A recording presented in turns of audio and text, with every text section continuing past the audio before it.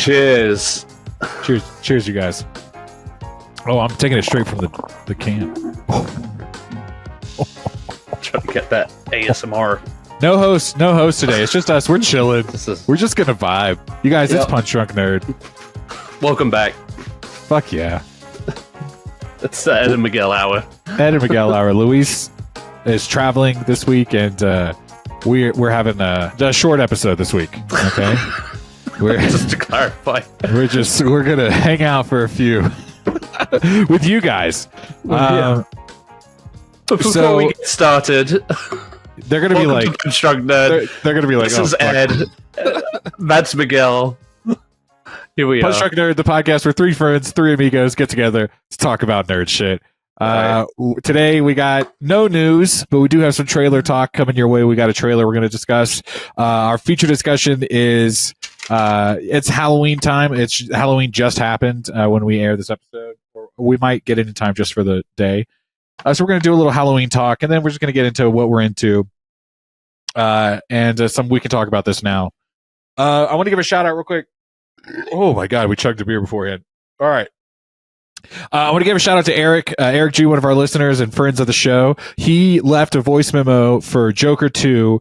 We were going to play that this week, and then Luis had to leave for a work thing. So we don't have that queued up right now. So Eric, I just want you to know, you gave us a voice memo. It's coming soon. So probably next week we'll talk about Joker 2 very briefly, where you can give your thoughts on. And I just want to throw out, we've been saying it for the last couple of weeks, if you guys want to leave us a voice memo, you're more than welcome to. Hit us up on Instagram. If you have our numbers, text us, because we're low key and chill like that. And we will play it on the show when Luis is here. Yeah. It could be about anything, like an official discussion that we have, a conversation we do, or like some news that you might be excited for that maybe we didn't talk about, or hell yeah, anything like that.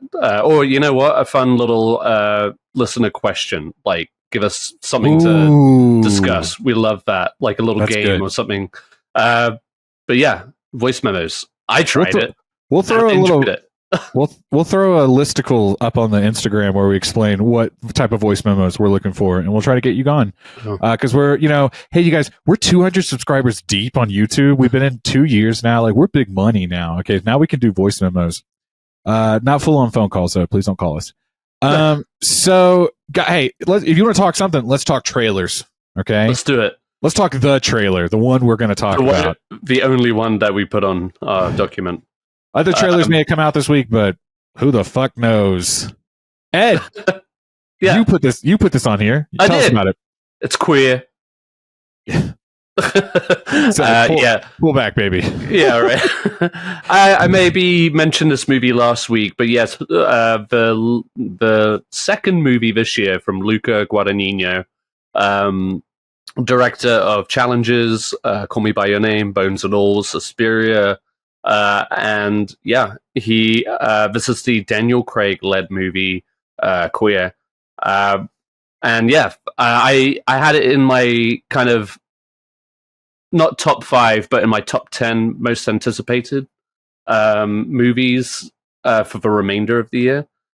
Challenges. I can't believe Challenges came out this year, and this is also coming out this year.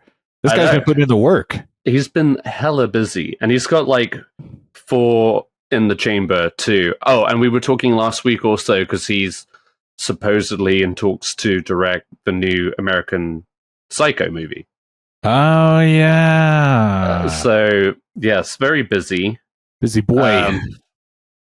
But yeah, so this is a new kind of like big buzzing movie.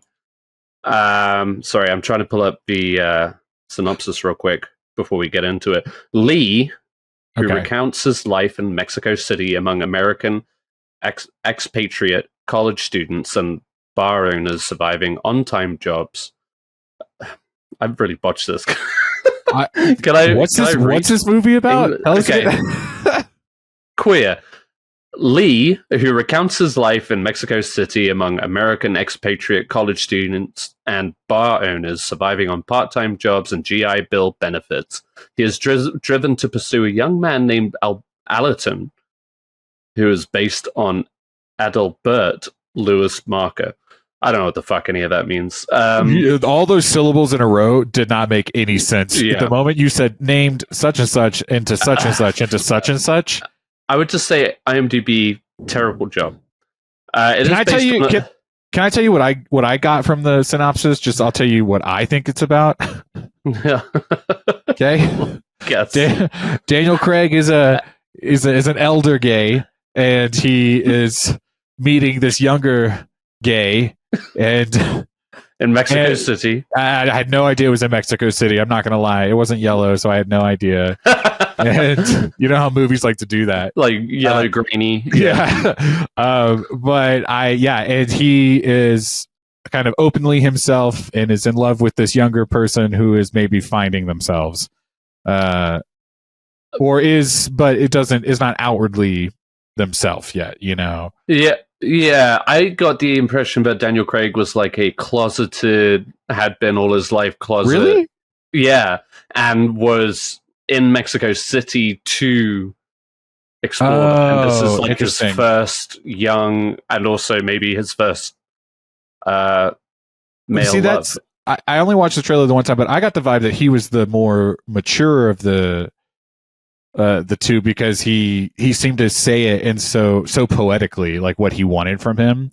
And you know, like when you're first like learning about life and you don't really know how to navigate through it yet, he kind of came into it with such confidence. So I just assumed. And like he waves at the young. We say young, but he's like college age.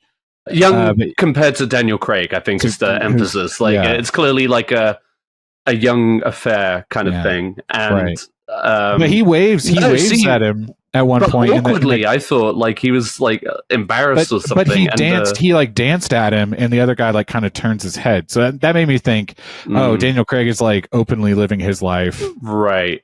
And this other person is not quite there yet. Okay, well, watch the trailer again. This movie has already got us buzzing. We're talking about it. Spoilers. Yeah. Well, it could be either one of those things, I guess. It clearly looks like a kind of weird, strange journey. There's also like a lot of guns throughout this trailer. Yeah. Just like more, not like gun violence, but more just like props. Like people are wearing guns. There's a bed full of guns, as if it was like The Irishman or something. Daniel Craig has a little gun on his side, so maybe that was just like the thing, or maybe there's something more to that. Maybe he's a spy. He's James Bond in retirement. Oh, fuck. And this is 007 queer. Well, okay, I don't know what to say to all that. I think. Yeah, what do you think? It's gonna be one of those nights where I'm putting my thoughts together as we talk. I think Challengers was like a very buzzy movie of the year, which again is why I can't believe it came out the same year. Yeah. I think.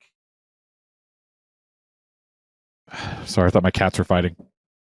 I think if it got the internet a buzz, earlier this year, he's clearly doing it again with this.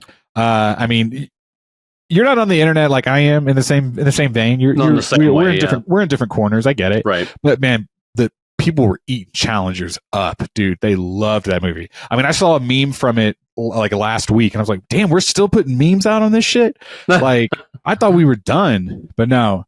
So he's definitely becoming a name that's like, oh, okay. When I hear it, I'm not gonna lie, I'm an idiot. When I recognize the name Luca Guadanigno, but I had no idea that it was the same director. Yeah. So I was like, I wasn't even connecting that, but it's like now it makes sense. Like, especially like the style of movie, the storytelling, the context visually too. Yeah, there's a certain kind of pop to it. Yeah, he's got this really like precise, clean look. Like, I like it. I really liked Challengers. I never saw Call Me by Your Name. What was the other one you mentioned? Challengers, Call Me by Your Name, Bones and All. Oh, Bones and All. I saw that one. I liked that one. Yeah. And then Suspiria, which was like that thriller horror remake, but people didn't like that one quite as much. I don't remember that one. I don't recall that. I'll have to watch the trailer. It had Madame Web, Dakota Johnson in it. You didn't have to say anything. Well, I knew who you were talking about. Madame Web. Anyway, we've probably talked too much about this without giving any details about it, but this is coming out soon. To just really add to phenomenal. Yeah. Ed. I shaking his head so hard. A quick side note: December 12th. Just get that out there. It's coming out December 12th, so look forward to that. I wanted to stop talking so you could give like the actual information before I went on a tangent. That was good. December 12th. Our friend Scott White, who I don't think he listens to our podcast, but Ed and I know who I'm talking about. Luis doesn't. He's got his own set of podcasts that he does. We've been on it a couple times. One of them is the Dan Aykroyd podcast, where he talks about Dan Aykroyd projects.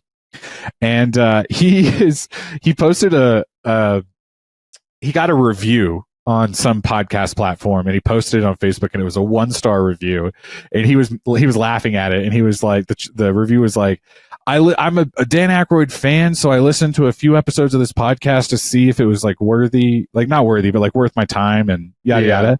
And he was like, they add nothing of substance. They don't tell us anything new at all. They don't even really dive deep into anything. It's all very surface level and shallow. And I feel like that's what he would think about us talking about queer just now, like, he would be like, oh man, they just didn't really tell me anything at all about that. Like, a whole lot of speculation and commentary. That's what we do, baby. Okay. Yeah, but check out that trailer. It's a hot one. I'm looking forward to that movie. There's a lot of buzz about Daniel Craig. I keep saying buzz. I need to stop doing that. Daniel Craig's performance. Luca Guadagnino, I don't know. He might like start splitting awards voters for challenges in this movie. You know what I mean?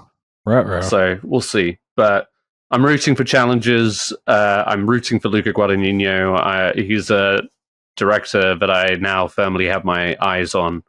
So there you go. December 12th. Thank you. Mm-hmm. All right. Moving on. Hang on, there's another hot movie. You weren't on the podcast. There's another hot movie coming out on Christmas Day. Baby Girl. Have you seen that trailer? I have.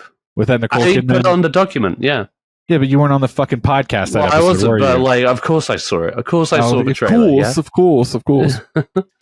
What did you think about that movie? Would you want to see both of these, or would you lean one way or the other? I will say purely just because of the run that Nicole Kidman seems to be having lately, I was definitely more excited for Queer, but then when I saw the trailer for Baby Girl, I was like, oh wow, this actually looks interesting. So yeah, if I had to pick between the two, I'd still probably go Queer, but I do want to see Baby Girl. I know this is I'm just rolling with it now. That's the title of the movie. Luca Guadagnino knew exactly what he was doing. I'm gonna go just go Queer. But no, I mean, that's funny because I'm totally Baby Girl. I'm totally, you are a Baby Girl. That's who I am. All right, I'm seeing that movie for sure. Yeah, no, I definitely would see it. I've had to make some precise choices about what I do and don't see this award season. If I can sneak in some more, I will. Let's ask. Hey, new segment. Hey, new dad Ed, how you doing there, bud? Hey, I'm doing all right. What does it feel like to not be able to see movies as often as you could? As long as I can still see my children every day, I'm okay. Aw. The audience goes, oh.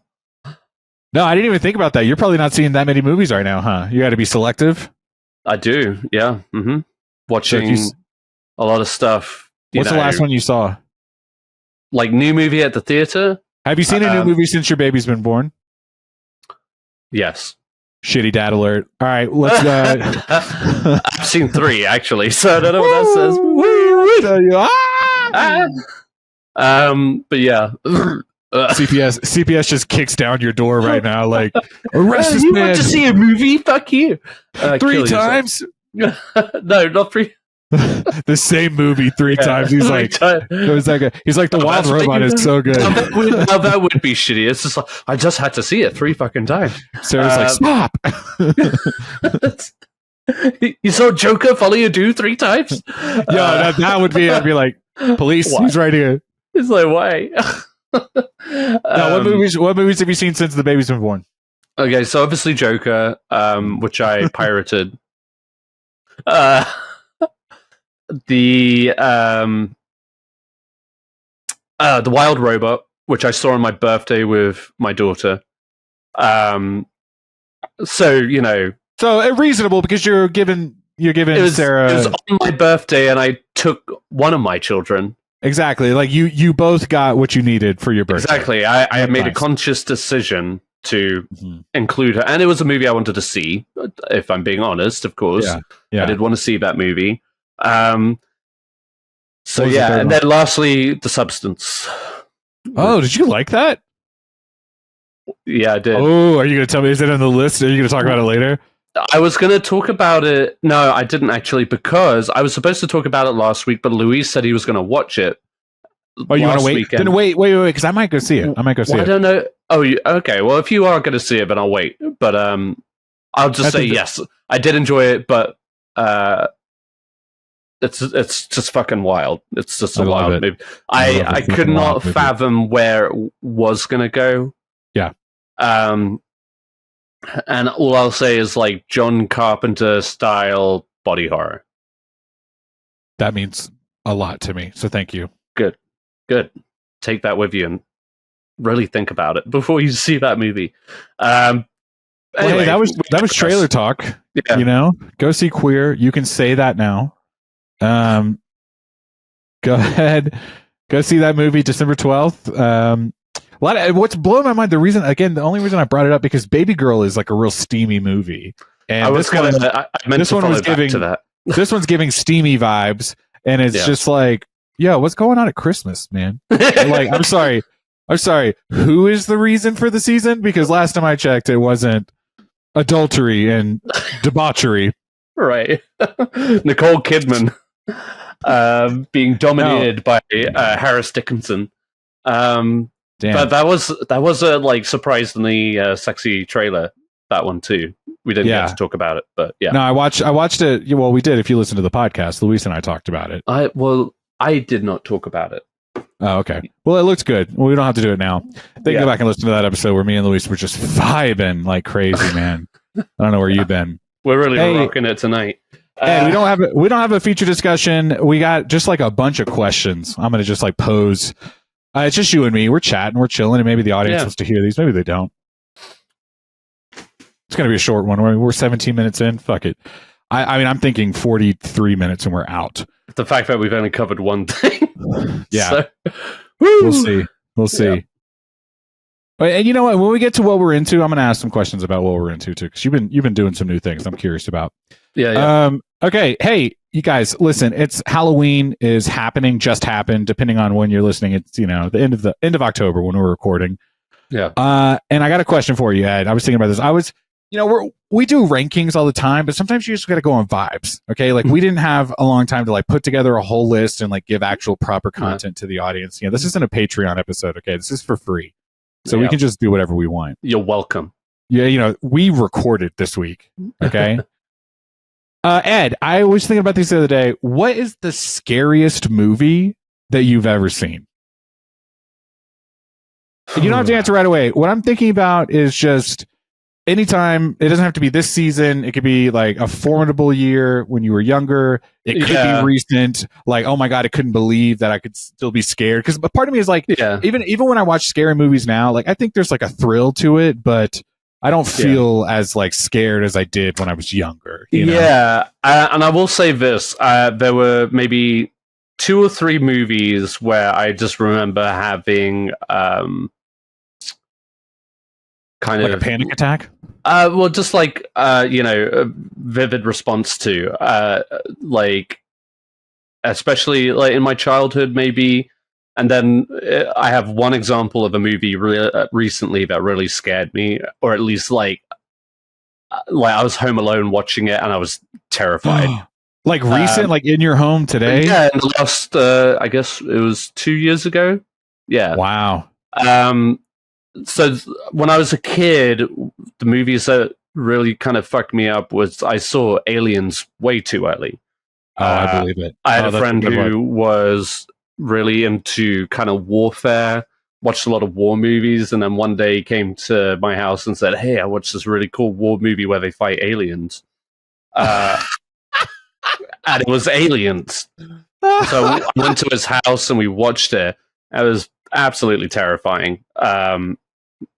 Yeah.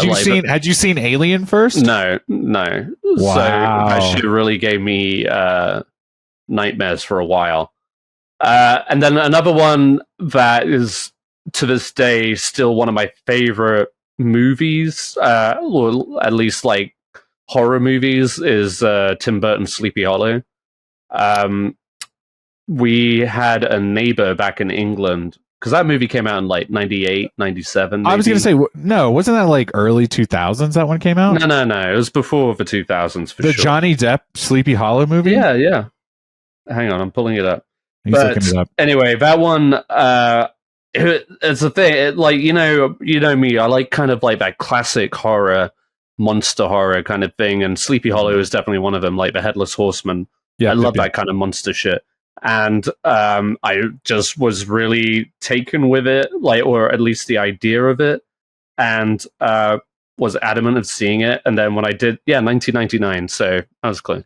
If you say it in Australian, it's 1999. 1999. And anyways, so I did get to see it, and it did scare the bejesus out of me. But to this day, I watch it. When did you see that? Back in 99? Yeah, when it probably... okay. So if it released in 1999, I probably saw it later that year, or in 2000 when it came to rental. I didn't see it in the theater. You bring up a good point. I feel like as a younger person, we saw... I don't know about you, but like I saw scary movies on VHS and DVD. You know what I mean? Like that was not like a theater experience. That was a... I avoided it, in fact. If you got a parent to rent it, or if you were at a friend's house who had it or rented it, you know? Right. Yeah. God, do you remember those parents that would like go out and rent those movies for their kids, and you'd go over and you'd be like, wow, my parents would never let me watch this. Would never. You know? You just rented it? But my dad was one of those parents, you know? That's shout out Connie. He would just buy whatever VHS. But yeah, okay, so the one that was recently freaked me the fuck out while I was watching it, I was at home alone watching Barbarian for the first time. Oh. And that movie, the first, I guess, 30, 45 minutes, the tension is so palpable. And I was just like at the edge of my seat, dead scared, looking over my shoulder. The house was empty. And I was shit. Yeah, I was terrified. And I was texting people. I'm pretty sure I texted you guys because I was so scared, just because I needed to break the tension. And anybody who's seen Barbarian, I'm not going to spoil it, but they know that like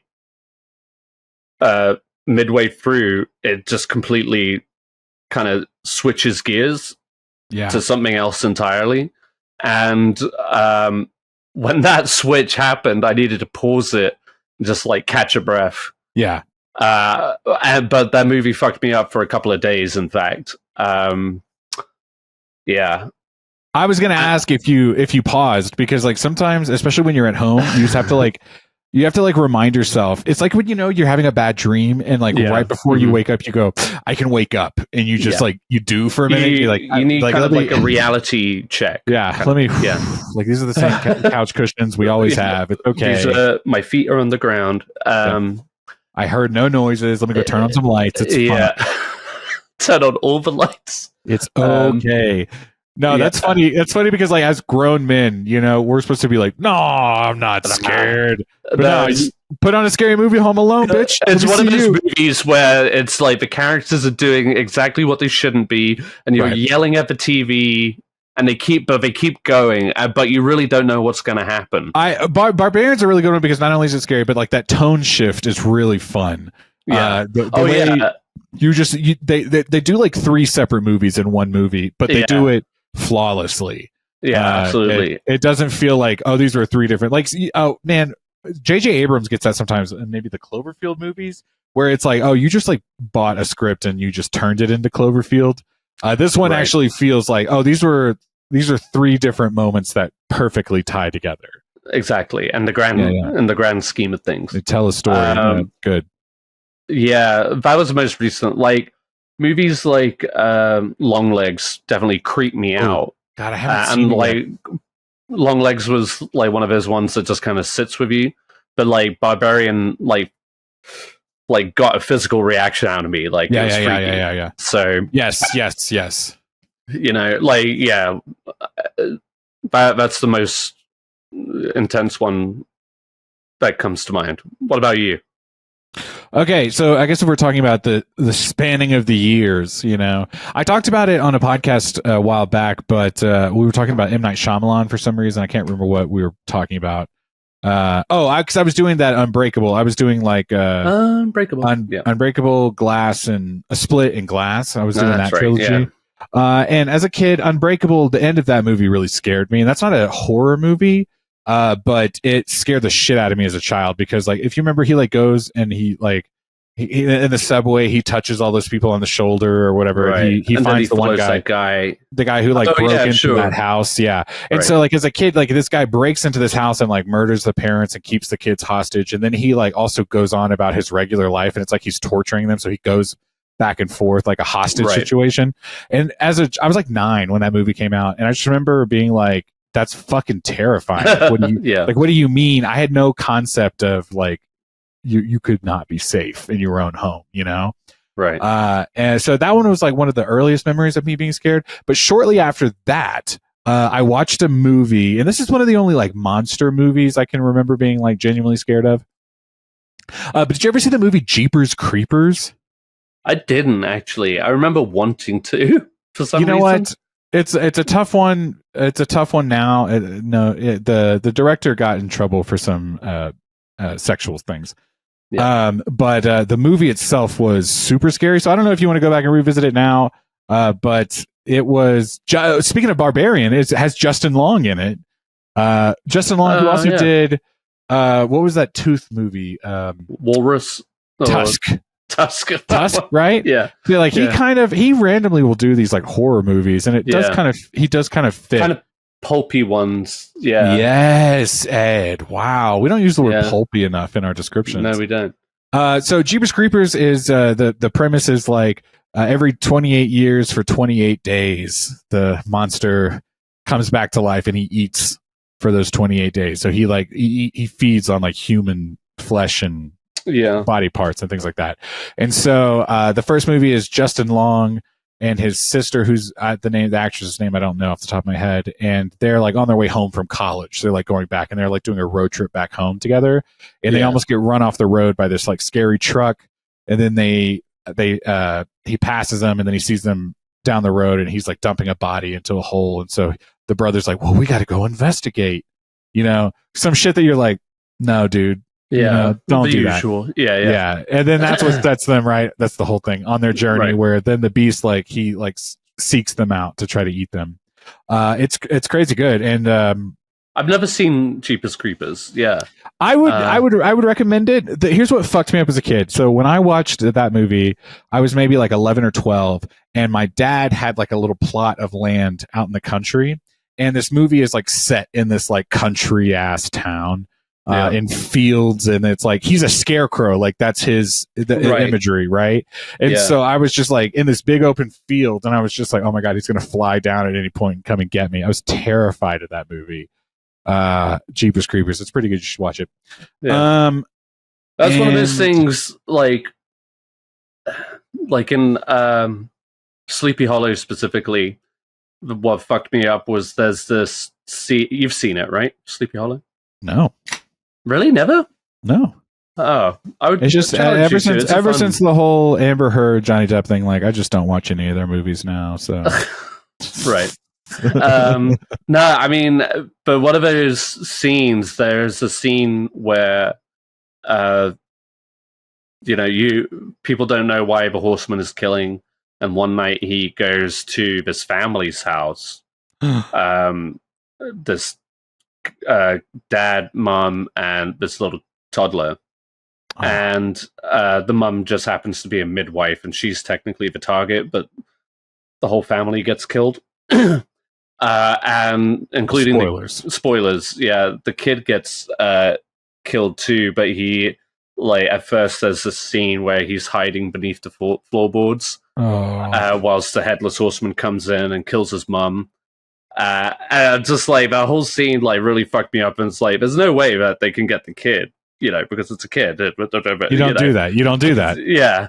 But sure enough, that motherfucker got it, and that was just terrifying to me. And the whole scene, the whole way it's staged is, just to spin off that for a second. You never watched the show Walking Dead, right? No. Okay. Despite your best efforts. No, I know, and I get it. We don't. I'm not going to sit here and. I would much rather you watch Lost for the second time than do Walking Dead.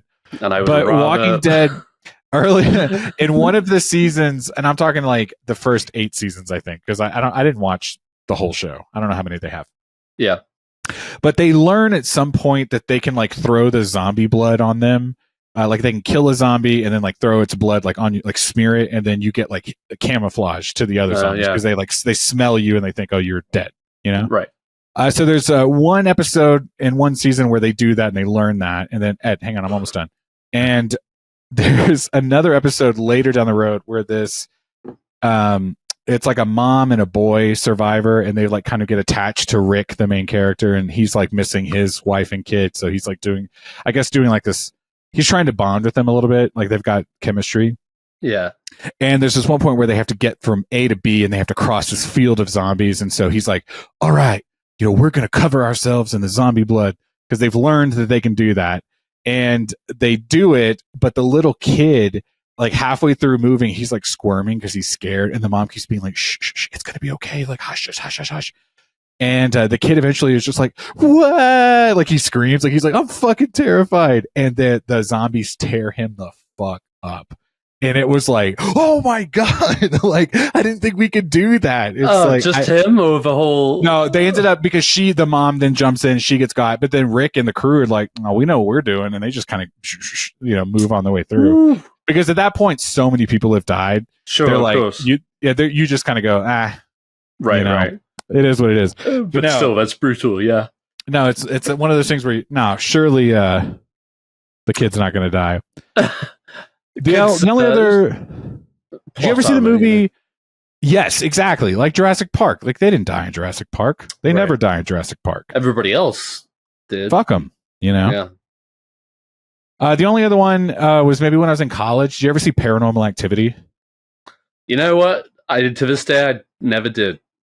Let's do a watch. Next time we get together. Despite that huge craze when it came out. And then they made like 4 of those movies. Yeah, they did. In quick succession too. Thank Not God good. That died out. Yeah, it did. Thankfully. But that first one was terrifying. I could not sleep. Really? Yeah. Yeah. Terrified. Absolutely terrified. But that was also at a time where I just generally wasn't going to horror movies. Yeah. I avoided it. I mean, for 2 reasons. Like, I was afraid. I was a scaredy cat. But the main reason. But the main reason is like, audiences at horror movies are something else. They suck. Yeah. There are people, it's split. There's people there that are like, I enjoy this and I want to take in this content. And then there's the fucking idiots that are there to simply just like cause a ruckus. Especially, like in the suburbs. It's Friday night, Saturday night. That's when the kids are out just for fun. I mean, I remember I went to like a horror movie with 2 girls one time, and they like halfway through, they just got bored, so they just wanted to leave. And like the movie nerd in me was just like, we're walking out?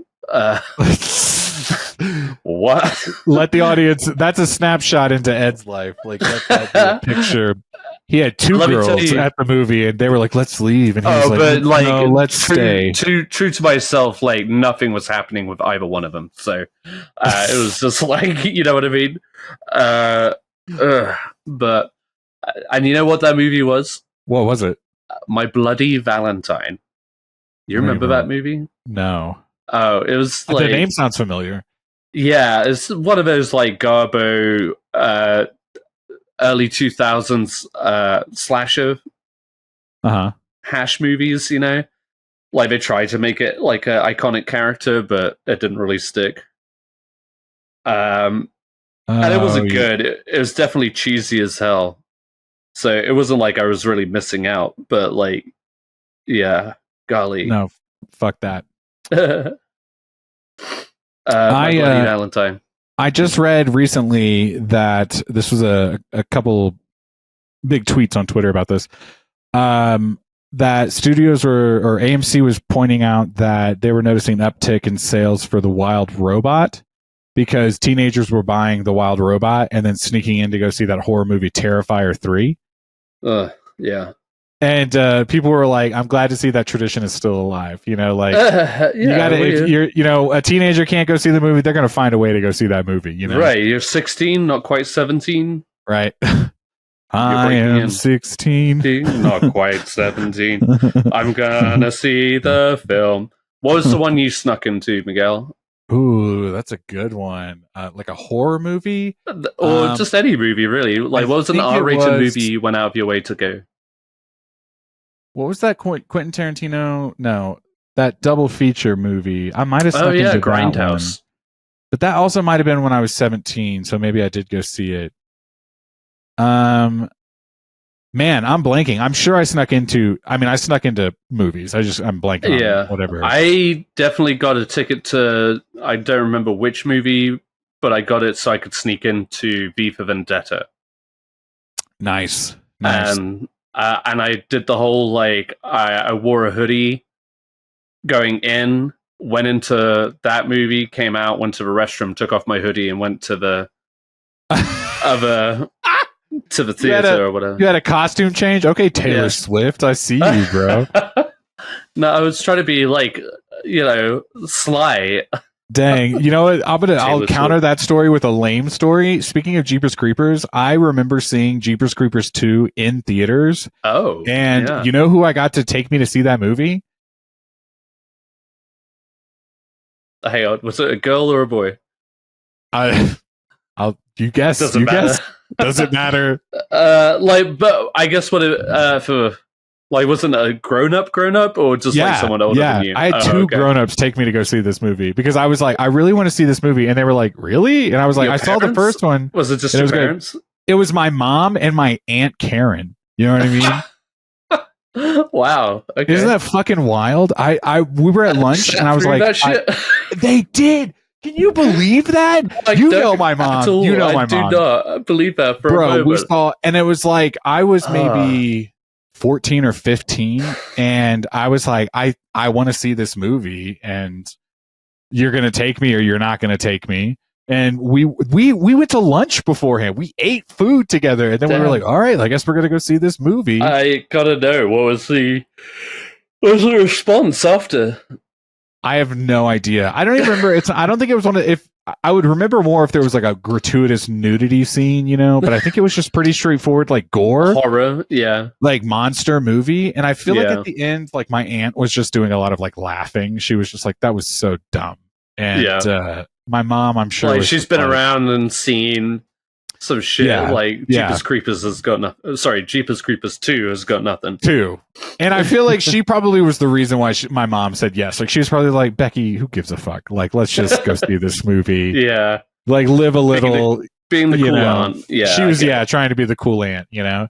And we went to go see that movie. And I think that's so fucking wild because like, I know that's not a movie I'm going to. No, what? No, that was bold. I don't think I could have ever pulled that with my mum. Hey mum, can you take me to go see this horror movie? No. Sometimes I just don't have that. I just don't have that whatever barrier, and I'm just like, I'm just going to tell you like it is. This is. I'd like to see this. Though. And guess what? It worked. You got to see it. I saw it. You know. So yeah, I mean, there you go. I got like my older cousin Kenny, as you know. I got him to take me to all kinds of R-rated movies. Now, and you need that person in your life for sure. You know, when you love movies as much as we do. Yeah. Like I got him to take me to go see Closer, which, if anybody knows my cousin Kenny, That's again fucking that is not a movie. hysterical. That is not a movie up his alley whatsoever. We should. Oh my god, we should do a segment later where we just like talk about all the movies we saw with people that are like, your mismatched pair. You know, Right. like I should not have seen this movie with this person. Whether it was a bad movie or a good movie, it's just like this is not the person I should be sitting next to. In this. Yeah, exactly. That's hysterical. Whether he got anything out of it whatsoever, I do not know. He's so quiet and country. Like I'm sure he was like, well, all right. There's like a lot of use of the word cunt, Yeah. But and he was probably like, well, I like Julia Roberts. But right. But then my mum found out that that's what we went to go see, and just previously, some of her friends from church had told her they had gone to see it and left, and it was so bad. They walked out, and so I got quote unquote grounded. Didn't stop me, yeah. So that was a fun one. Oh my god, that's hysterical. We should do a segment on this. I like this, like movies we shouldn't have seen and mismatched pairs. Yeah, Luis, think about that for next week or whenever. Producer, okay. Yeah. Hey, you know what? That was our feature discussion, guys. It's a bullshit episode. We're hanging out. We're having a good time. You know, what are we? 41 minutes in. We got to wrap up in 3 minutes to make my goal. Hey, listen, we can talk about this now. Let's get into it, okay? This is a new segment brought to you by Coca-Cola. Coca-Cola. Thank you. We wish. Don't sue us. Please don't sue us. We're just being goofs. We're silly little goofs, okay? Yeah. I'll drink a Coke, I promise. On screen. This is our new segment. We started it recently. We can talk about this now. This is just when we get into our text chats and we decide, like, you know, we should talk more about this because it's got us kind of fired up. Yeah. I was reading a few tweets recently. Ed, we're so close to being done. I'm just raising a newborn child. I know. I get it. It's a lame life. Sorry. I'm usually up at this point anyway. It's good. Just ignore my yawns. I'm sorry. If you have to go get the baby, let me know. No, if you think about it, I'm not bored. I'm just tired. That's We'll skip it to my last one, okay? Guys, I had something happen recently, just yesterday at work, and this is what spawned this conversation, okay? Yeah. I got into work. We record on a Wednesday normally, but yesterday, it's Tuesday today. Yesterday was October 28th, okay? Halloween has not happened yet as of this recording, okay? But yesterday at work, I was on my computer working on some orders, and all of a sudden, over our like company speaker, my big boss, the owner of the company, put on Christmas music, and it was like just out of nowhere. It was dead silent, and then all of a sudden, boom, Silent Night came on, and I was just like, "The fuck are we doing?" Like I don't mind Christmas music, and I understand that there's a season for it and you hear it more often during the lead up to Christmas. But guys, Halloween hasn't even happened yet. So my question is, when is too early to play Christmas music? I think now. Yeah. Good chat. Thanks for joining. That's been the podcast. Look, I mean, I was quite clear when you wrote this, but yeah, I tell you what, Miguel, as a Leo, you'll appreciate this. I have a rule in my house where we don't start setting out Halloween decorations or fall decorations until after my birthday. I see. Okay. I was like, where does the Leo thing come in? Now I understand. I give me a week, and I'm October 5th. It's not like middle of October. That's funny. I've never thought about that. Your birthday, do you feel like the end of summer? You're like, it's over. Yeah. And that's what you think when your birthday? It's always felt like fall to me, and I don't know if that's because I grew up in England, and it would be cold and wet right now, where in fact it's hot and sweety. Well, just so you know, climate change affects everybody, so they're probably shitty. It does. Like, we're coming for you, England. You bitch. But yeah, no, I've always, and also definitely didn't make a practice of decorating for Halloween. We didn't really do that in my house growing up. So the whole vibe of like, and I feel like in general with Christmas and Halloween and stuff like that, people are starting to decorate. They want to do it earlier and earlier. Like almost living in like a faux reality, right? Yep. Like, that's Christmas every day of the year. No, life still sucks. It's not Christmas every day. You get like one crisp air day, and you're like, put up the tree. Get the lights on. Whilst the Christmas spirit is still alive in me. There's a guy I follow on Instagram. He does like rankings where he like ranks bullshit. And I noticed in the last week or two, he's got a full on Christmas tree lit up in his background. And it's like, no, dude. And maybe that's just engagement, but it's just like, we're not there yet. Okay. And that's so just a lighting option, isn't it? This music came on, and that's actually true because I love a vibe. Okay, like I love a Look at lighting your vibe. vibe. You got upside down trees. You know what? That's purposeful. Okay, it's the color gradient. It's dark to light, so I try to keep the darker up here because I think it looks worse the other way around. You could just have the shit behind me. That is a choice. Now, the music came on, and I was just like, I'm surprised that we all didn't get together and go, no, we all just let it happen. But I did notice today it was a total different vibe in the music. It was like radio hits from the 2010s, They were like, no.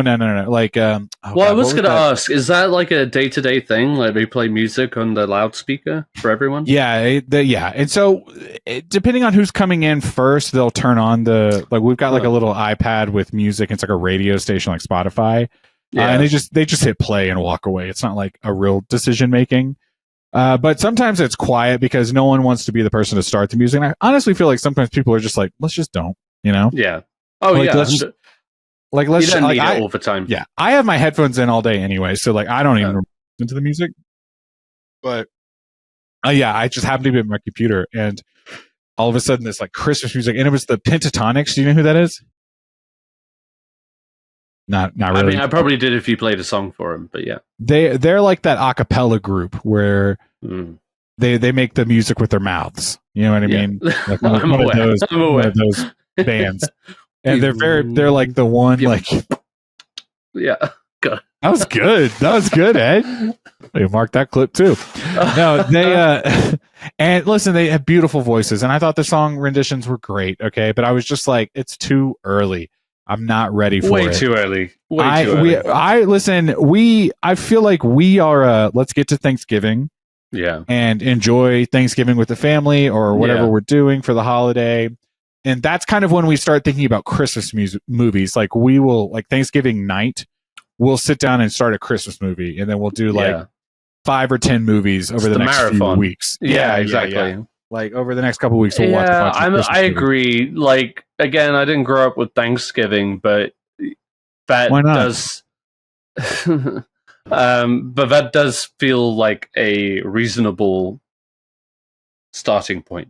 To me. It's called the holidays. Okay, there's multiple. There's not just one. And December is like the month where nobody gives a fuck anymore. Like they want to try and enjoy that time of year. It's almost like, hey boss, you want me to check out? Like, because I will. All right, I will play on my phone so hard. But don't you dare stop paying me. No, I'm working.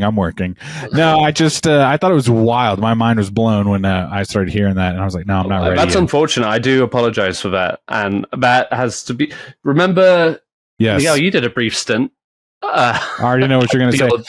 Toys R Us. And that was only Toys R Us. Ed, I took multiple jobs after that where I had to listen to retail Christmas music or just music in general. Yeah. Where it was a CD that they would put on the speaker system, and it would just be like corporate would send down a mix, which also like, what is big corporate doing making me a slutty ass mix? Like, I'm sorry. No. Okay. Like that is for like people that I want to fuck. Why are you giving me mixes to put in for corporate, for the customers to walk around to? I don't like that. That's somebody's job to make those mix CDs. And you know what, dude? They got paid way too much money. Okay. Cause they were like, 100%. I can put together 8 fucking songs. Oh shit. And then it's like a repeat button. Repeat. Yeah. Oh, let's go. Shuffle. Yes, please. But yeah, like Toys R Us, that was like Kid Bop, Oh, fuck. Oh, my God. I imagine listening to that shit just hour after hour, day after day.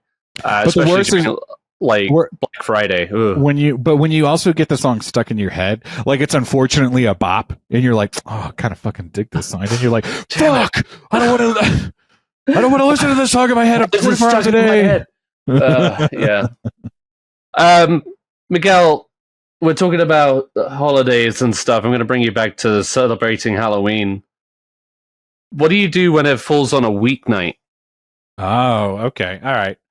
So, first off, the reason why I was thinking about this recently is because I saw a tweet where someone was like, why didn't you guys tell me we were celebrating the Halloween, the weekend before Halloween? Because everyone was like posting their like party Halloween photos and all that. And it's like, Halloween hasn't happened yet. It's on Thursday. Yeah. I did not grow up really celebrating Halloween, so even as like an adult, I never really gave a shit about it. But I did realize at one point I had kind of an awkward moment where I realized that people were celebrating the weekend before Halloween. Do you remember this, Ed? This was actually with you. I was going to share this. Yeah.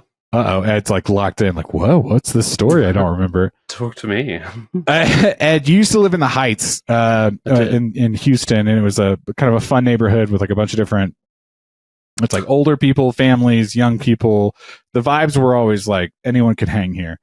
Yeah. So one weekend I hit you up because Kristen was out of town for work. She was on like a work trip. And I was like, hey, man, I got nothing to do. This was before my son was born. I was like, hey, man, I got nothing to do. Like, do you want to hang out this weekend? And you were like, yeah, I'm hanging out with our friends.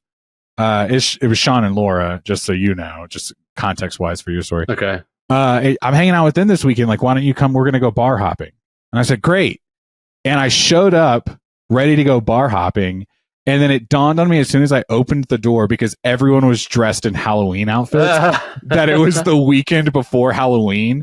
And I was like, oh, no, dude. Because I was like in a polo and jeans, Like I could not be more regular looking. And I remember Laura. Too cool. I remember she came up to me and she was like, where's your costume? And I was like, bitch, I don't know. Like I didn't do this on purpose. I'm sorry.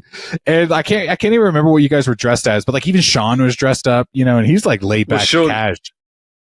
Was Sean just like dressed up as an Astros fan? I don't know, but everyone had a something on. Okay. And I remember I remember telling you like, oh man, I think I'm just going to go home. Like I didn't realize like that was the vibe. And you were like, no, it's chill. And the Heights, I don't know what if we paid for this or what, but there was a shuttle, and we were going to go bar hopping because the shuttle was going to take us that night. Oh my god, that makes it even fucking worse. Yeah, I couldn't remember if it was Peter Pan or you're like a True Detective where you were Russ Cole. I couldn't remember. Peter Pan came after Russ Cole, but it somehow would have been better if you were Peter Pan. But you were like, no, just come to the bar with us. It's chill. And I was like, okay. And then we walked to this shuttle, which was just down the street. And as soon as I got on the shuttle, everyone was dressed in costume. Not one person was, just regular clothes. And when I got on the bus, Ed, do you remember this? Everyone booed me. Do you remember that? No, I don't. Oh, man. I wake up in a cold sweat thinking about this. I could not believe. I was so embarrassed. And I just remember sitting at the front of the bus with you guys. And I was high school all over again. Yeah, I was like telling myself, I was like, all right, I'm going to go to this because it was taking us to a bar. Yeah. And I was like, all right, we're going to go to this bar. I'm going to have a drink and I'm just going to go home because I was definitely like Peter Pan. I remember that. And I just remember it because I don't remember them booing at you though, but they 100% did, because not only did Laura make a comment about me not being in costume, and she was just being fun. She was like, oh my, where's your costume? But no, the bus, they were like letting me know, you're killing the vibe. Get off the bus, sit in the front, boo, you suck.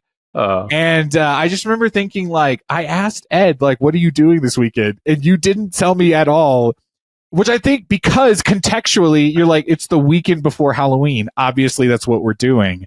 And so when I saw this tweet this week that was like, why didn't you guys tell me we were celebrating the weekend before? I'm like, sometimes you got to learn that lesson, Yeah. Like, I guess my thought has always been like, it's like, what are you going to do? Celebrate on a weeknight? No. Exactly. Especially, when you're of that age where you're going to go out and you're going to drink and party. Yeah. Yeah, like usually it's Friday or Saturday night before. Yeah. Even if like Halloween is on a Sunday, for sure. Yeah, you're like, I'm not going to work tomorrow. Because after the fact, you've lost that vibe. You know what I mean? It's like, it's not Halloween. Put your shit away. Nobody's dressing up after actual October 31st. No, not at all. Yeah. Someone tweeted today, they were like, well, why can't we just do it the weekend after Halloween? And someone quoted it and was like, in November? That sounds insane. It does. That Even sounds though it's stupid as fuck. Yeah. It does sound stupid as fuck. Which is why, like, in the moment, it was so visceral for me because it's like I walked in and I realized so quickly, I miscalculated. I believe, like, if I'm not mistaken, the year before you dressed up as, I think, God. And that was like, I did do that. And that's because like you wanted to throw it together, but more of like you're just not a guy who just cared about dressing up or not. I really don't. I can count on like one hand the amount of times I've done Halloween, like from childhood to now. And sorry, you guys. You've done it a few times and to great success, but then other times you just didn't give a shit, and it was one of those times where I really could have used someone being like, costume. I've got a spare costume. Come here. I've got a throw together idea. We can do it right now. I can work with this. Like, I can do something. Yeah. No, I was in this like janky ass polo. Like I thought we were going to go to some dive bar. Like probably wearing a hat and some jeans and some tennis shoes. Like, let's just go to the bar and hang out all night. And it was like, oh shit, no, this is like a whole event. And I remember I went to that first bar and then I was like, all right, man, I'll see you later. And I Ubered home and I was just like, wow, that was a bust. That did not work out for me. So I had to learn that. I had to learn that lesson. No, it was fine. Whatever. Who gives a fuck? Like now I understand. Now I start to understand. Now you get dressed. Right. You dress for the event, Exactly.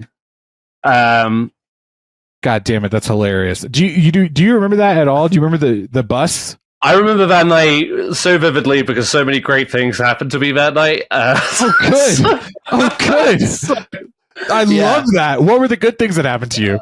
I mean, aside from like I got to dress up as Peter Pan, that was like during my hunky dory days. So yeah, we like Heights was still mostly cool, and we were doing a shuttle bus. We went to the Tiki Bar Lalo, had some great drinks there, and then like I had to go pee behind the building, and the bus almost left without me, and then I chased it, and it stopped for me, and I got on board, and everybody cheered for me. Okay, so hang on a second. I was like, everyone booed, and you were like, no, that couldn't have happened. But no, this like triumphant moment for you. Yeah. And then I ended up like making out with Little Red Riding Hood, and then she came home with me that night, and that was great. And that's that.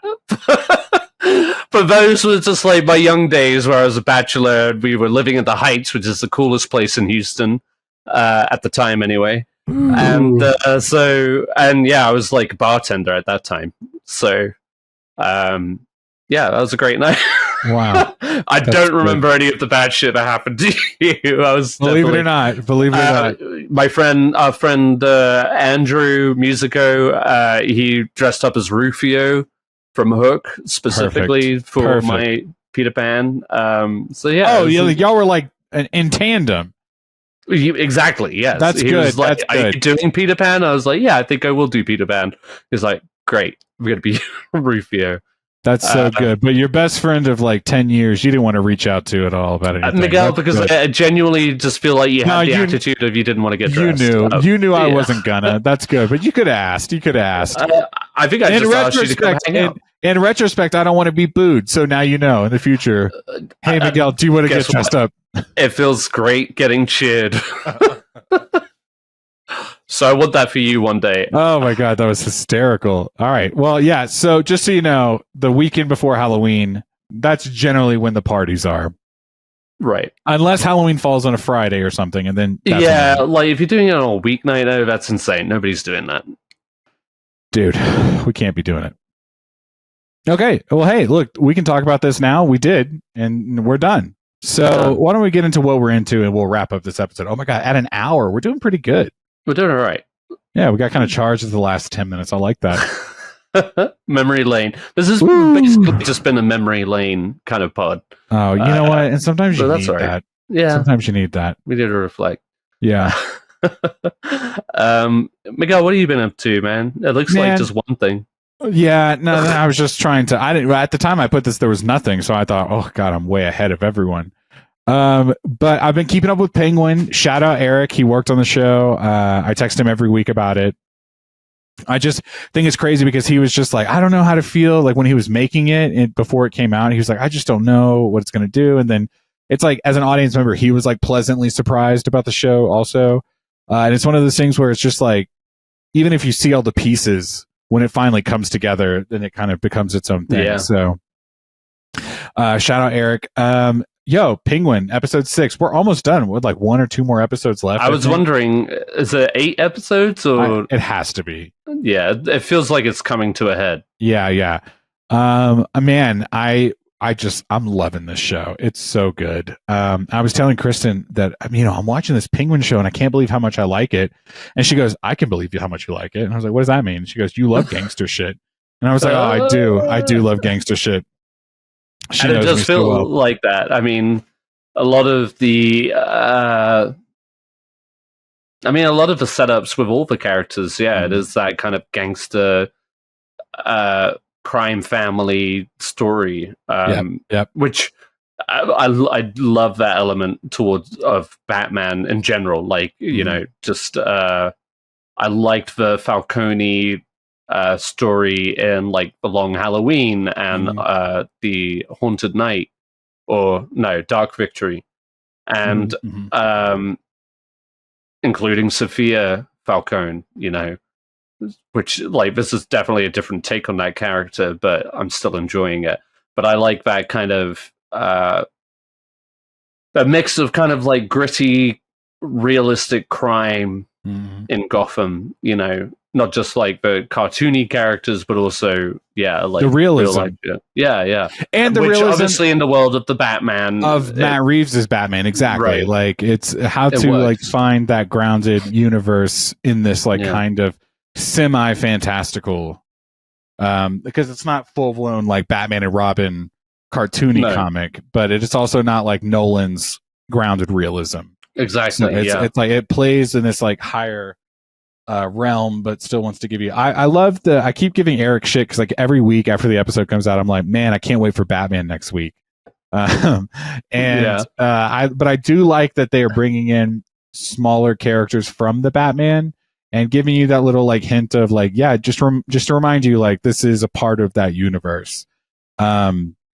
We saw the cop last episode, the I almost said sheriff, the chief or whatever, with the like graspy voice, and then we also saw Keeley, right, the guy with the mustache that gets his nose broken by the bat. We saw him, and it's like, okay, if you're not going to get the big players back, like these smaller ones really do help the TV show. Just keeping it kind of like within the same universe, and that's what I liked about Matt Reeves' The Batman is like. It felt the world felt very broad, and you felt like the pieces of the city that that was sectioned. You got the wealthy, the downtrodden, the gangsters, the nightclub owners, and the politicians, the cops. And we're seeing some of those cops pop up too throughout the season. It's a lot of fun, and Colin Farrell is doing such a terrific job. Man. He's definitely having this moment right now, I feel like. Yeah. He's awesome. And I'm blanking on her name, but obviously Sophia Giganti is awesome Christina something. She's really good. Yeah. You know who else is good? While you do that, the other person that I think the top 3 on the show for me, acting wise, is Colin Farrell, Sophia, and Kristen Milioti. Sorry. Yes, and also the guy that plays Victor. I think he is so good. Renzi Feliz, Felice, most likely. Felice, he is just really growing on me as far as a character in the season. I didn't expect it.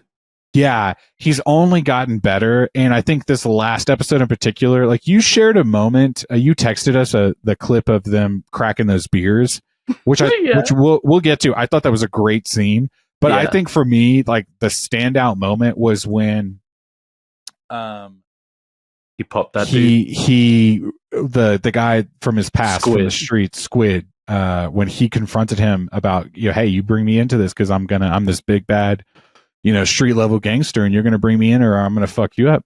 And he turns around and he like makes that choice. The moment he walked into that scene, I was like, bro, you know what you have to do. Like, it's a shitty world, but this is like the life you've chosen. Like Penguin has shown you that's what you need to do. But also, it's obviously, like this guy is shit too. It's like he's exactly. No good. Well, and he has that moment where he tries to pay him off. Like, I'll bring you money every week, and I kind of was like, fuck, dude, like that's not who you need to be, and because this guy's not gonna respect that.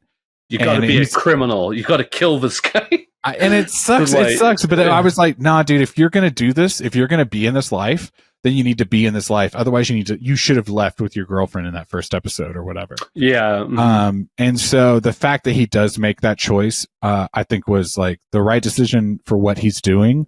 But I also really loved that moment, which is kind of cliche. Like that moment where the person realizes like he has a line, he's like, why did you make me do that? Which I think is kind of cliche, but he delivers it so beautifully. Yeah, I think for the character it made sense. It makes sense.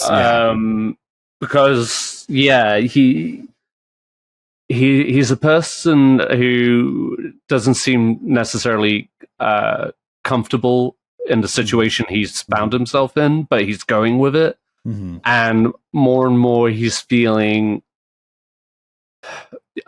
obviously it's been kind of like a rocky relationship with the Penguin, but like he's feeling like he's getting brownie points, he's making all the right moves, mm-hmm. and like he feels like the Penguin is trying to lift him up in that sense, like mm-hmm. and he does and that's either the shitty or good part about Oz, is that he knows how to really boost people when they're feeling down, and whether a certain person, a certain person. But I think it remains to be seen what's going to happen with Victor.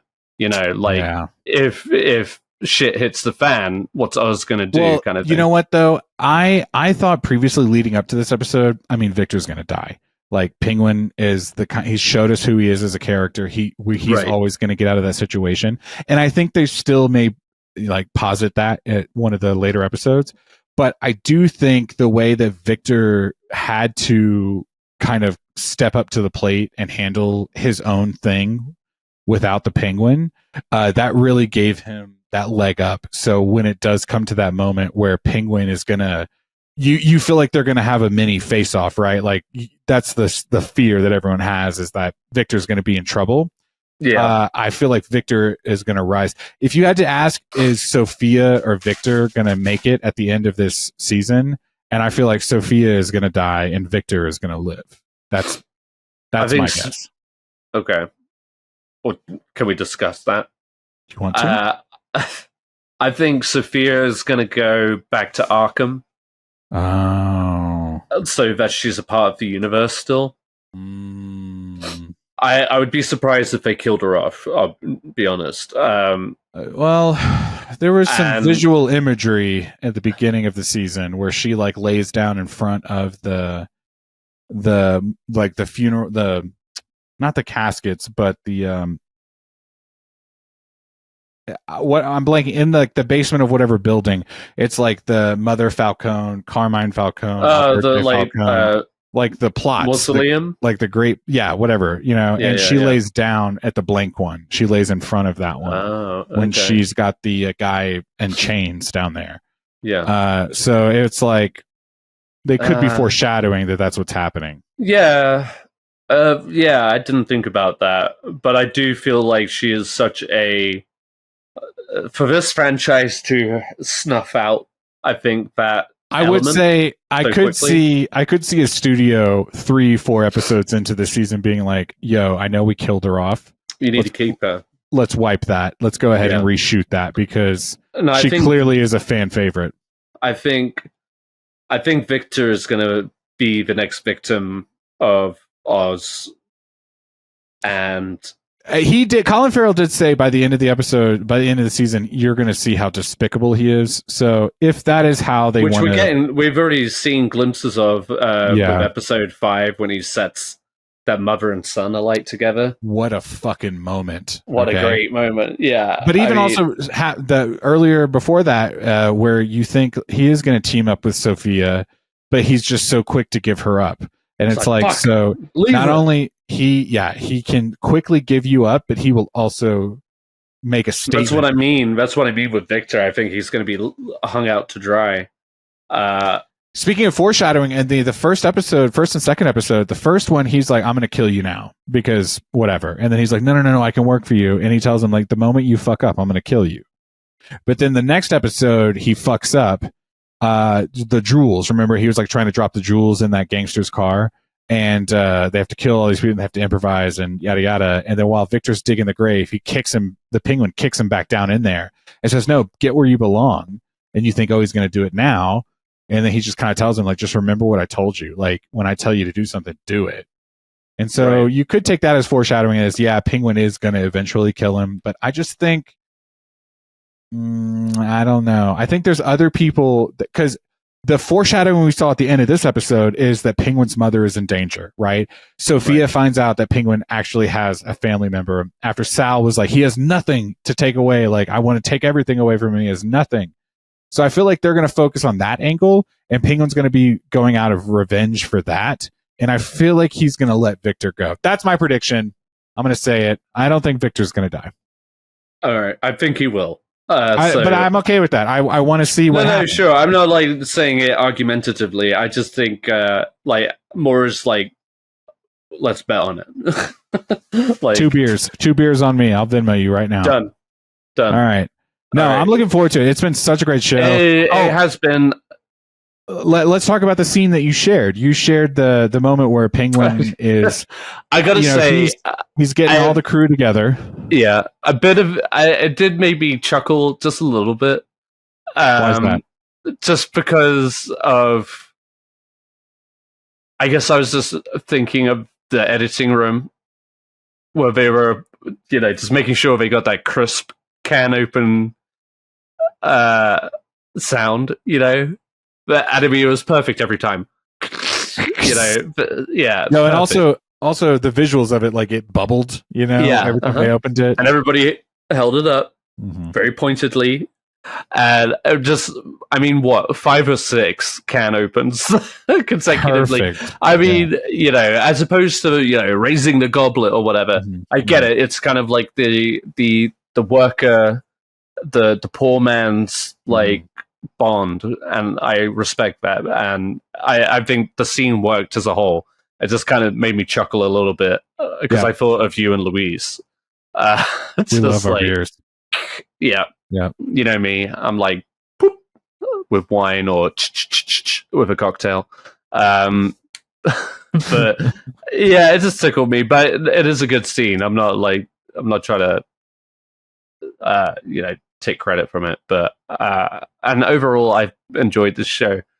I got to talk to you about another scene after the show, but we'll just save that for after. But overall I think I was as apprehensive as a lot of people, just like what is this going to be, how relevant, and we're so overwhelmed by this extra like universe building, content building cycle that most streaming sites are going through right now, just building on pre-existing IP.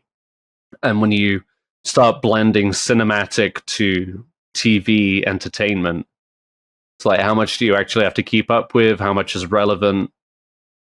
Does this undermine the movies in any way? Who was it? Was it like Liam Neeson or something? Was like, the more you, for Star Wars, the more TV shows you add, the more content you add, it really dilutes the movies. It dilutes the overall story.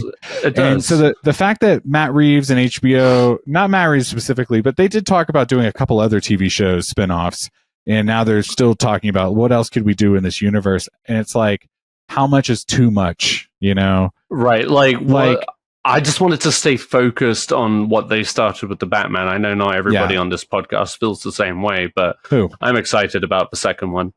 And again, like, obviously they're doing something with this, but like I said, if you can jump from one movie to the next without needing this in the between, middle context, yep. Right.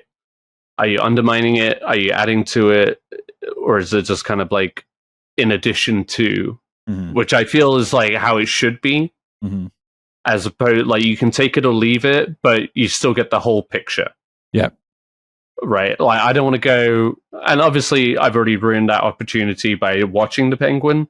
So going into the second movie, I'm going to be caught up on everything. Yeah.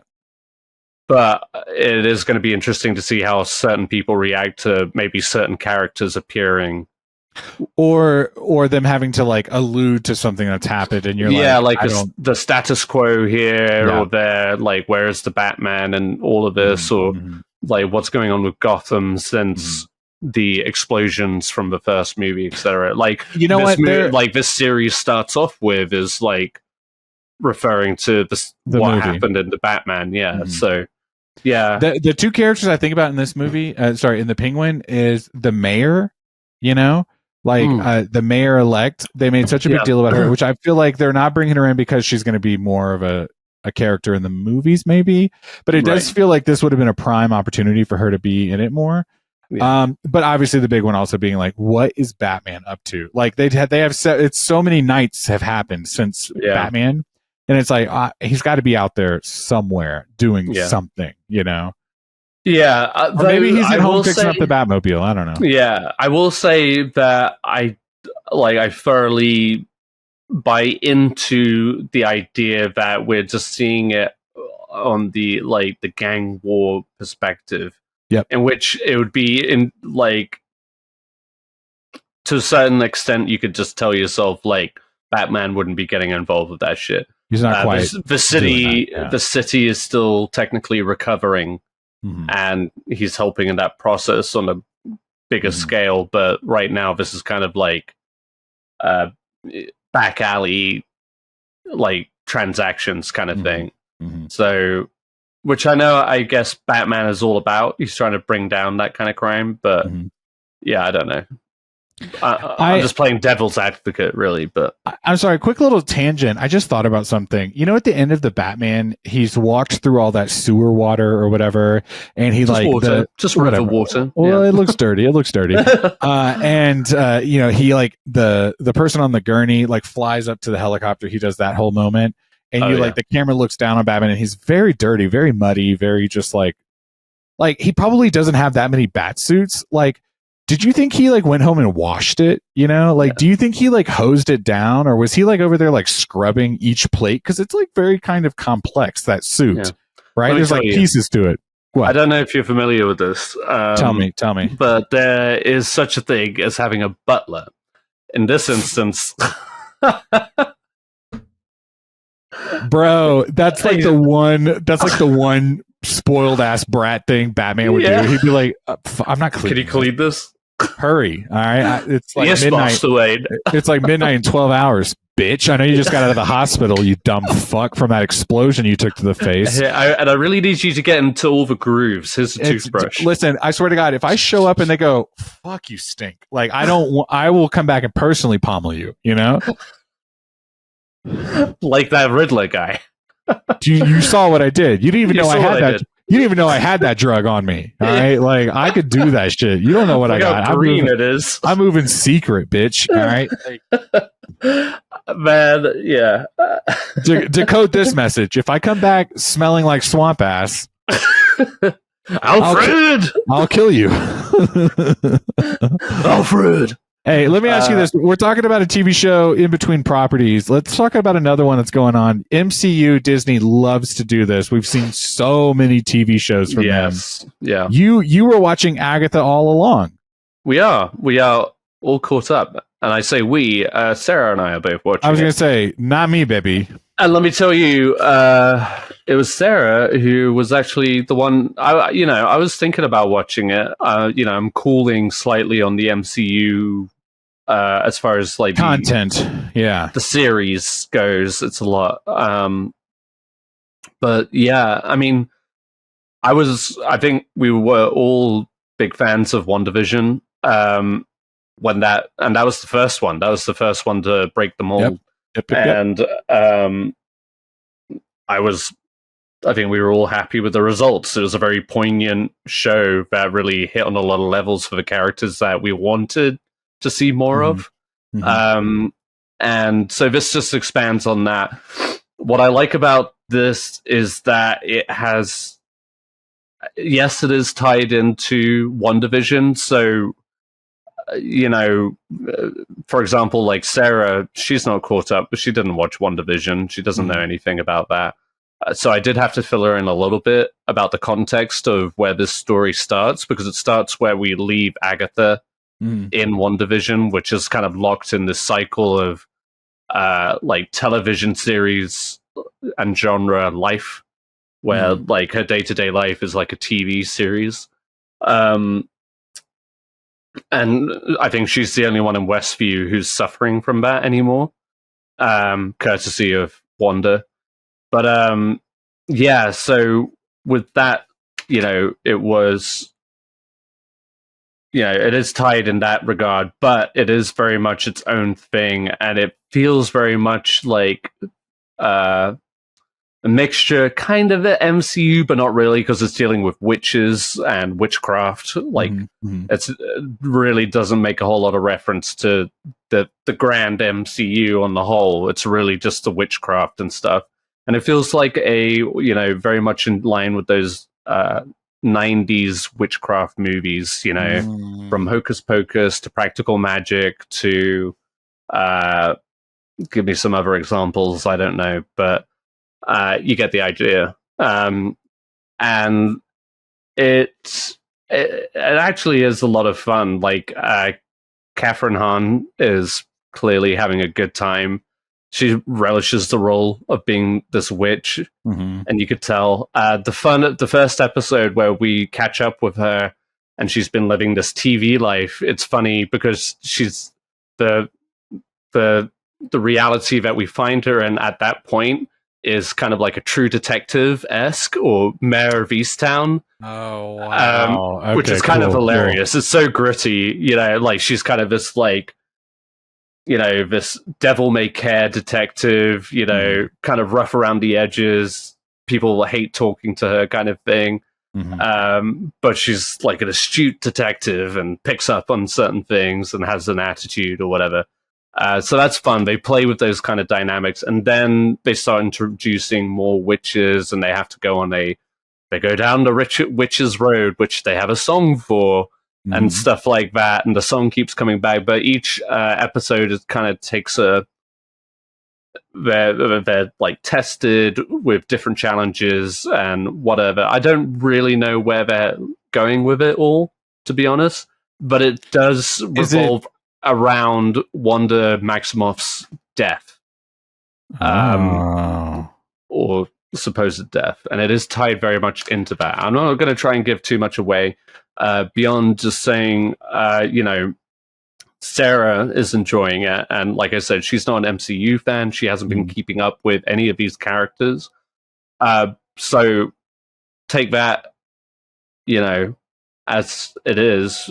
I, not knowing much about it, she seems to be enjoying it, so I feel like it is pretty accessible for people. It's very popular online. People are talking about it. I see it every week. They're talking about it. Yeah. It is. It's a lot of fun, and I mean, really, that's just the best way to describe it. I don't think they're taking it too seriously, like this is going to change the MCU or anything. They're just kind of expanding on this one character, tying it in with another one, Wanda.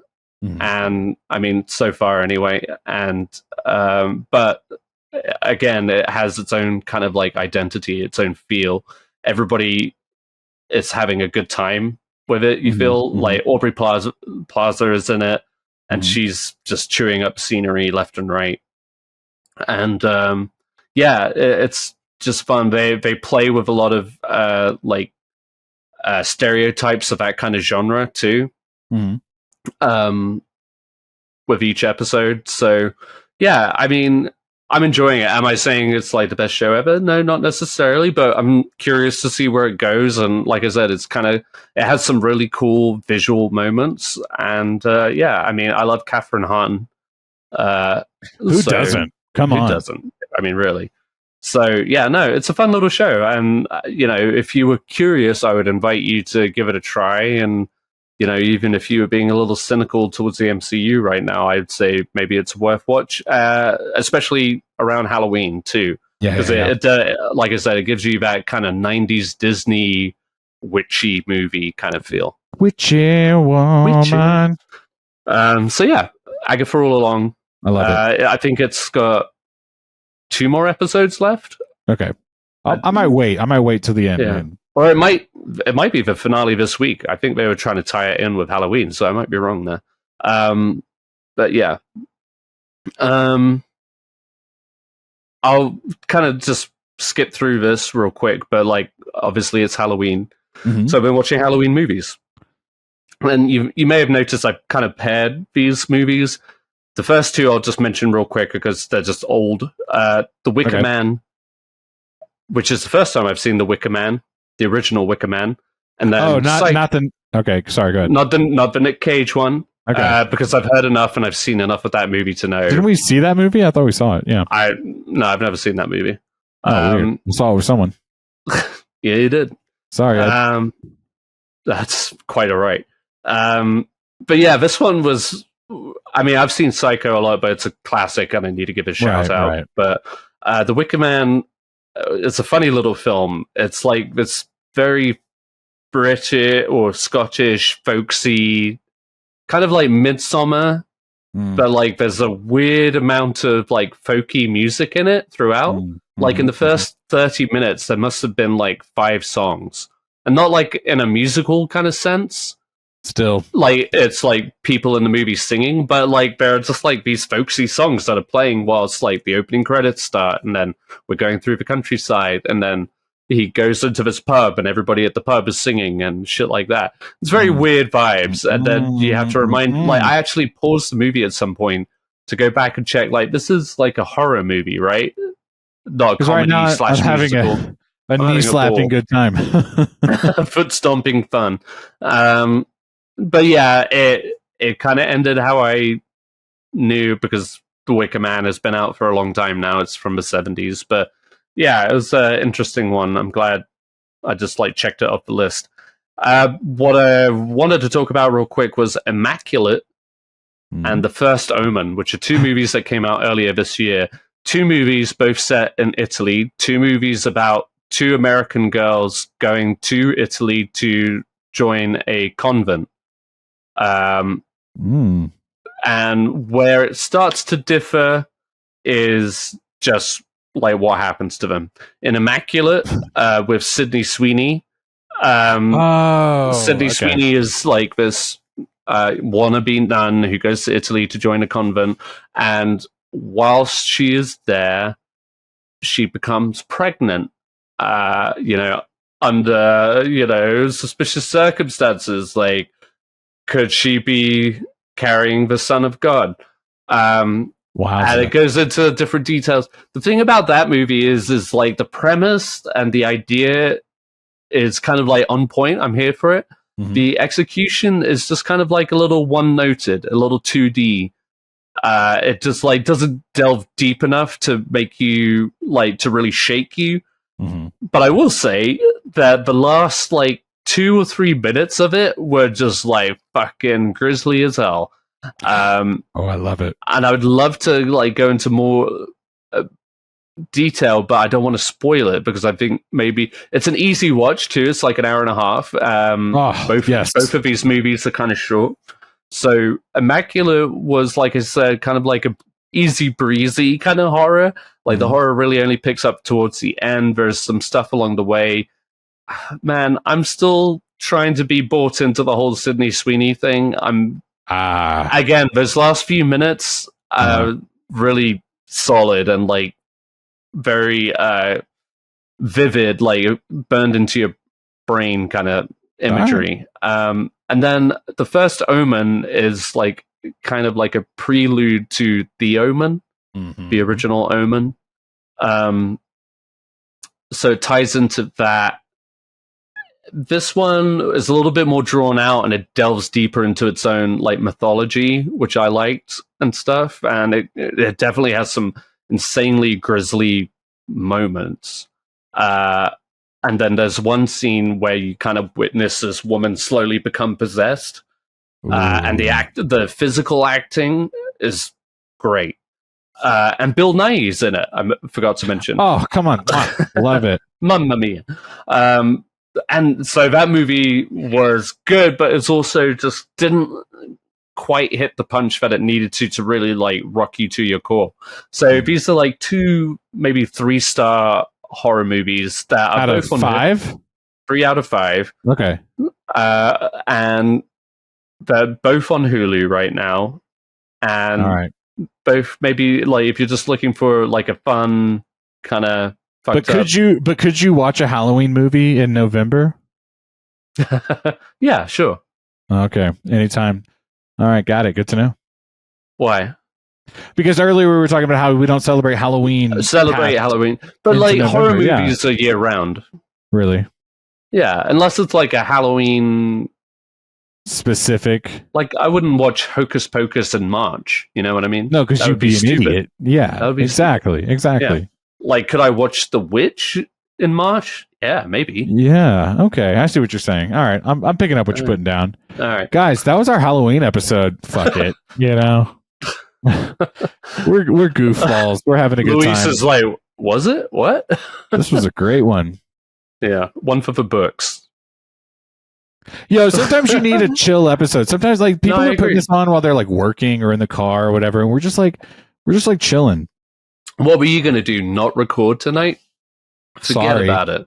Forget about it. I could have been playing Fortnite all night. I could have been losing to Argentina on FC 2024. Hey, we still call it FIFA in this house, okay? I mean, I would really want to call it FIFA. I just don't want to get sued. Okay, yeah, FC. Enough. Yeah, fuck. No, you guys, just a reminder, if you're listening, and this was a one-off hangout, just chill out episode, but in general, if you want to contribute to our podcast, feel free to leave us a voice memo. I love that Ed was like, ask us a question and we'll answer it. Or any question related to movies, games, TVs, music, to our featured discussions, or some news that just happened that you want to talk about, or you want to hear our thoughts about, like, or we reviewed a movie and you want to tag on to it in the next week. Yeah, you know, disagree with us. Like, let's have that conversation. Let us a lot of know. people seem to have thoughts about what we thought about Joker. So, you know, check it out. And shout out Eric. We're gonna get you on. We promise. You left us a voice memo. We're gonna hear it. It didn't happen this week. But we are doing it, you guys. So hey, what an ep. What an ep. It's me, Miguel. It's me, Ed. I don't know what we're talking about next week. I might not be here next week, actually. But we just week from week. Is Ed here or not? We need to wrap this up. All right. Well, yes. Until next time, it's been me, Ed Ball. And Miguel Sanchez. Luis will be back, maybe. Until next time. Happy Halloween.